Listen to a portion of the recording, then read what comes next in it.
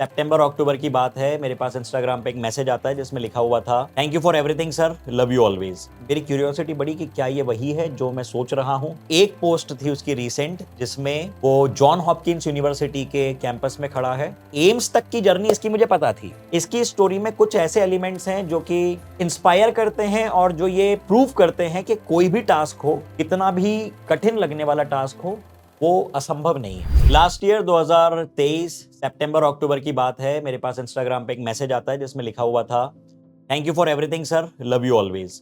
अब commonly teachers को ऐसे मैसेजेस आते रहते हैं और हमेशा संभव नहीं हो पाता कि आप सारे मैसेजेस को रिप्लाई करो या ओपन करके देखो, लेकिन वो जो आईडी थी अथर्व मेडिको, कॉमनली बच्चे ऐसे आईडी बना लेते हैं ना, नाम के आगे डॉक्टर लगा लेते हैं, और जो तैयारी कर रहे हैं वही कि डॉक्टर राहुल, डॉक्टर सुशांत, इस तरह से नाम बना लेते हैं।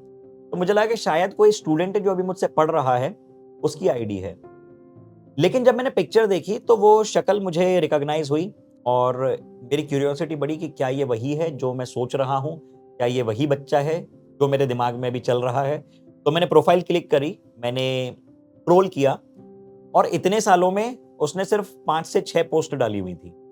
शुरुआत की पोस्ट मैंने देखी, एक थी उसके फैमिली के साथ, मॉम डैड के साथ, एक थी एम्स रायपुर की, और एक पोस्ट थी उसकी रीसेंट जिसमें वो जॉन हॉपकिंस यूनिवर्सिटी के कैंपस में खड़ा है और काफी सुंदर लग रहा है पूरा एम्बियंस, और वो भी काफी काफी ज्यादा क्या कहना चाहिए, स्मार्ट लग रहा है, काफी सुंदर लग रहा है। तो ये ट्रांजिशन जो 5-6 पोस्ट में दिखा, ये मतलब कमाल का था, मतलब सरियल था।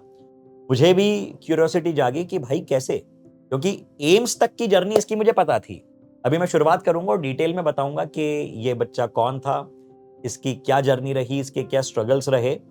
हर सक्सेस स्टोरी, हर फेलियर स्टोरी, दोनों की बातें कर रहा हूं मैं। हर सक्सेस स्टोरी, हर फेलियर स्टोरी अपने आप में यूनिक होती है।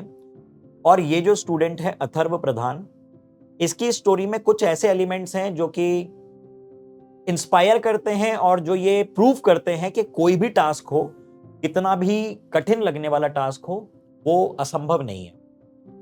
तो मैं बात कर रहा हूं अथर्व प्रधान, मेरा 2012-13 बैच का स्टूडेंट, जो मेरी भी खुद की पहली बैच थी। मैंने नया नया पढ़ाना शुरू किया था इंदौर में, एक ऑफलाइन कोचिंग में मैं पढ़ा रहा था उस समय पे। और अथर्व इंदौर के नजदीक में एक जगह है नागदा, नागदा के पास के एक छोटे से गांव से वो आता है। उसके पिताजी का वहां पे एक किराने की दुकान थी।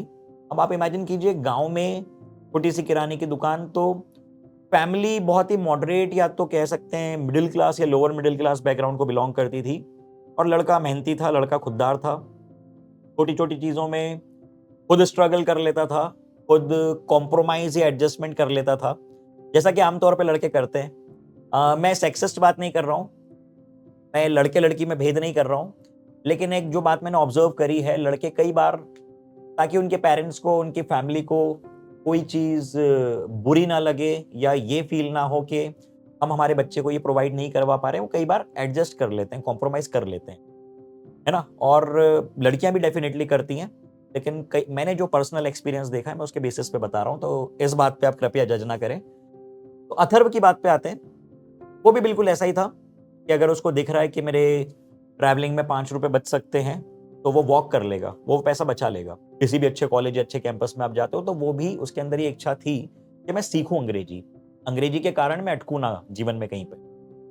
अब यहाँ पे एक ऐसा student, Hindi medium, lower middle class, और काफी ज्यादा जो जीवन में छोटी छोटी चीजों पे स्ट्रगल कर रहा है, आज वो वर्ल्ड की टॉप 10 यूनिवर्सिटीज में से एक यूनिवर्सिटी में पहुंच चुका है, जहां की फीस साल की 1.5 से 2 CR होती है।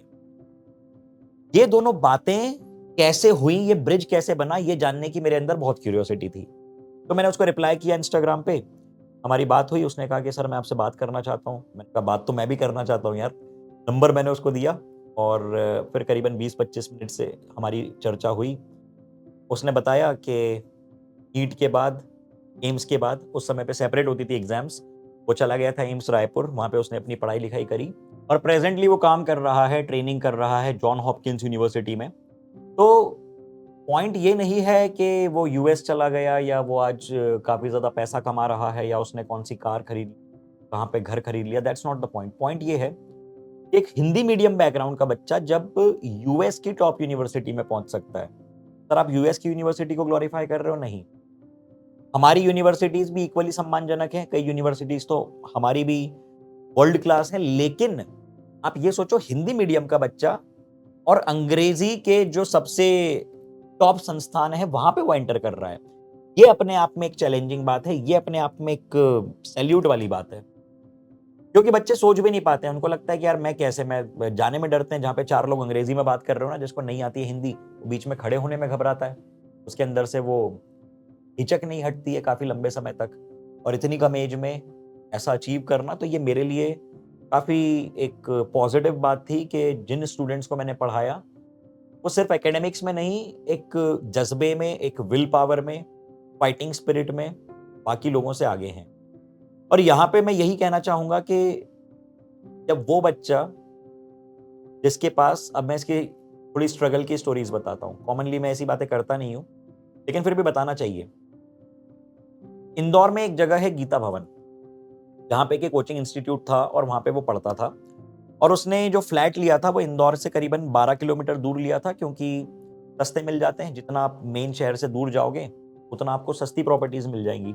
तो 3-4 लोग मिलके उस फ्लैट में रहते थे और वहाँ पे से वो ट्रैवल करके आता था। उसको एक दिन उसने बताया था कि 2 से 3 जो पब्लिक ट्रांसपोर्ट होती हैं, क्या कहते हैं उसको, टाटा मैजिक, टेम्पो होते हैं छोटे छोटे से, अब तो आई बस और ये सब मेट्रो वगैरह चालू हो गई है शहरों में, उस समय पे नहीं थी, तो इस तरह से आना पड़ता था। तो 2 से 3 अलग अलग लोकेशंस पे बदलनी पड़ती थी उसको पब्लिक ट्रांसपोर्ट की गाड़ियां, और करीबन डेली के 20 से 25 रुपए उसके एक तरफ में खर्च होते थे, मतलब 50-60-100 रुपए का खर्चा डेली आने जाने का।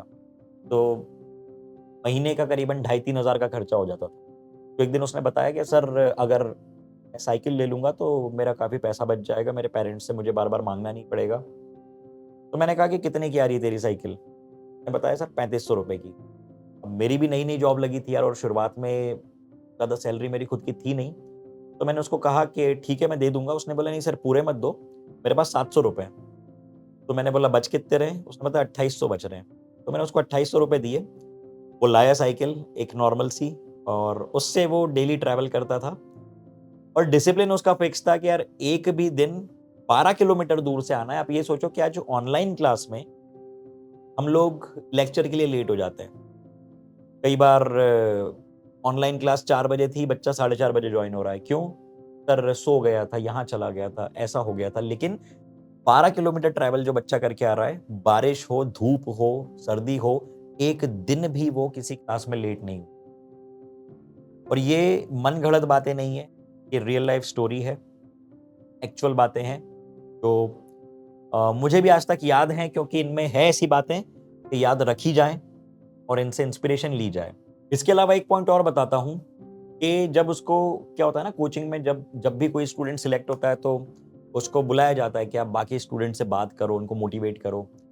तो एक सेमिनार में उसको बुलाया था और उससे कहा गया था कि बच्चों से बात करो, उनको इंस्पायर करो। तो किसी स्टूडेंट ने पूछा था कि भैया आप कितनी देर पढ़ते थे, आप कितने घंटे पढ़ते थे? तो उसने बोला कि मैं कभी भी आवर्स कैलकुलेट नहीं करता था, क्योंकि जो स्टूडेंट गिन गिन के काम कर रहा है, जो स्टूडेंट ये गिन रहा है कि मैंने इतने घंटे पढ़ लिया बहुत हो गया, वो एक्चुअल में इन एग्जाम्स के लिए बना ही नहीं है।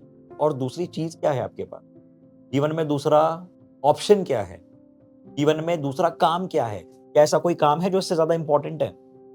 अगर है तो वो कर लो। मतलब कि जीवन में जितना भी टाइम है पूरा इसी के लिए देना है। आप ये सोचो कि 24 घंटे हैं, 24 घंटे में से आपने चलो 6 घंटे 7 घंटे हटा दिए सोने के लिए, ठीक है, तो भी आपके पास बच रहे हैं कितने, करीबन 15-16 घंटे। उनमें से 5 घंटे आप लोग दिन की बाकी सारी एक्टिविटीज के लिए, बातें करने के लिए, खाने के लिए, नहाने के लिए, ये सब भी हटा दो, तो भी कितने बच रहे हैं, 10 घंटे। और मैं कहता हूं कि इसमें 1-2 घंटे और कम कर, टिल यू हैव 8 आवर्स। तो 8 घंटे अगर क्वालिटी के आपके पास है और आपने उसको यूज कर लिया, दैट्स सफिशिएंट। और उसने वही किया। उसके पास जो रिसोर्सेज थे, उसने ये नहीं कहा कि मेरे पास ये नहीं है तो मेरा काम अटक रहा है। उसने कभी ये नहीं कहा कि मुझको मोटरसाइकिल चाहिए तभी मैं कोचिंग पहुंचूंगा। आप ये सोचो ना कि एक ऐसा बंच ऑफ स्टूडेंट बैठा हुआ है जो कि सब वेल ड्रेस्ड हैं, जो कि सब अच्छे ब्रांड के कपड़े पहने हुए हैं, जिसमें बच्चे लड़के लड़कियां मोटरसाइकिल पे आ रहे हैं। ऐसे में एक लड़का एक नॉर्मल ड्रेसिंग में, नॉर्मल से कपड़े पहन के, चप्पल पहन के साइकिल चलाते हुए आ रहा है, और वो बाकी सारे स्टूडेंट भी उसको उतना ही सम्मान और प्यार कर रहे हैं जितना कि वो डिजर्व करता है। तो ये अपने आप में एक इंस्पिरेशनल बात है। आज क्या होता है ना कि हमारा आधा समय इसमें निकल जाता है कि यार उसके पास ये है, मेरे पास ये नहीं है, मुझको ये चाहिए था, मेरे पेरेंट्स ने ये नहीं दिलाया, उसको ये दिला दिया। हम लोग फिजूल की चीजों में ज्यादा एनर्जी खर्च कर देते हैं। मैंने मैसेज किया, उसका मैसेज नहीं है, वो किसी और से बात कर रहा है या कर रही है। मेरा दोस्त मुझ पर इतना ध्यान नहीं दे रहा जितना वो उस पर ध्यान दे रहा है। किसी और का काम है, हम भी उसके साथ चले गए। होता है ऐसा कि आपके दो दोस्त जा रहे थे, उन्होंने बोला अरे क्या कर रहा है, चल होके आते हैं, सामान लेके आते हैं। आपका क्या काम है, आपका कोई काम था नहीं था, फिर भी आप चले गए, बह गए आप। तो ये होती है एक बहने वाली टेंडेंसी जो कि आपको रोकनी है। अगर इस पे आपने काम किया, अपने लिमिटेड रिसोर्सेज को आपने आंख खोल के देखा कि जितना प्राप्त है पर्याप्त है, इस बात को दिमाग में डाल लो कि जो आपके पास है वो सफिशिएंट है, जो आपके पास इंटेलिजेंस है वो सफिशिएंट है, जो आपके पास रिसोर्सेज हैं वो सफिशिएंट है। अगर आपने उनको अच्छी तरह से यूज कर लिया तो ऐसी कोई चीज नहीं है जो कि आप नहीं कर सकते हो। Trust me on this note कि जब मुझ जैसा इंसान, मुझे काफी ज्यादा प्रॉब्लम होती थी पढ़ने में, मैंने पढ़ा भी, इंडिया की 3 बड़ी एग्जाम्स भी क्लियर करी, और उसके बाद पढ़ाने में मुझे किक मिली तो पढ़ाना शुरू किया, और पहले ही साल से रिजल्ट्स प्रोड्यूस किए, और आज भी पिछले 10-12 साल से मैं कर रहा हूँ ये कंटिन्यूअसली। तो मुझ जैसा इंसान जब ये कर सकता है, अथर्व के बारे में मैंने आपको बताया कि एक लोअर मिडिल क्लास का बच्चा छोटी छोटी चीज़ों में जो उलझा हुआ है, डाइट प्रॉपर नहीं हो पाती है, 10 नंबर ऑफ फैक्टर्स होते हैं।